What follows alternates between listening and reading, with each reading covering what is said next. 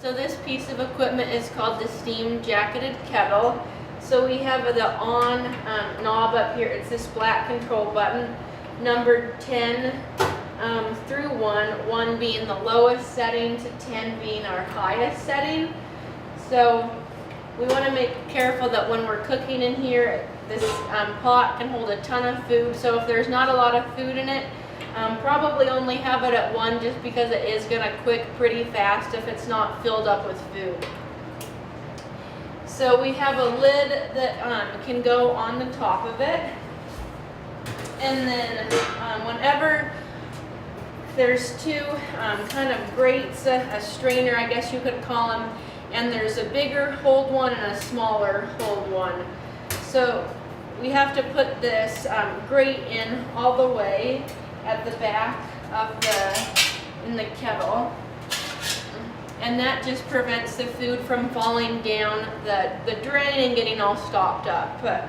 So you want to always have that in there before any food goes in there, even if it's just water or just soup. You just don't want any particles going down the end of the pipe. So to turn it on, we'll just use our control knob, and then you can put the lid on when it's cooking, or you can have the lid off, depending on what that product is. So when we're all done cooking, you can just get the food out of there. And what makes this piece of equipment really easy is that this handle here tilts, and the food can just come out of the top of it into a hotel pan. And then to get it all the way back up, you just keep turning this handle. And if the handle's not all the way locked, you may have a problem with the heating of it, or it may not fully heat up. So once all the food is out of it, you'll want to open this drain up using this black knob. And then to clean it, you'll want to use the hose and spray down the kettle. So when you're spraying it down, since we have this nose open, water is going to come out right here into the grate. So when you're getting your food out, you really want to try to get the most food out that you can, so food's not going down into the grate. So when you're cleaning it, hose it out the best you can. You don't want to use like a really abrasive sponge to scratch the metal. You can use a soft brush. You can use some sanitizer cleaner in it.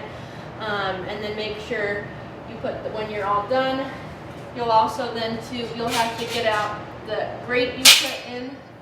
Like the first time, you'll want to take that. You can wash this in the dishwasher, and then when you're done, just set them on top next to it, and then just place the lid back on top of it.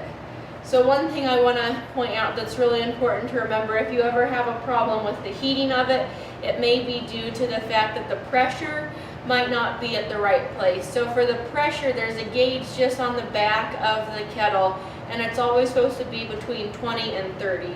And if it's not in between 20 and 30, it may not heat up correctly. And when you check it in the back, if it's not in between 20 and 30, there's nothing that you yourself can do about it. Someone has to come out here and repair the piece of equipment. So that is our steam jacketed kettle.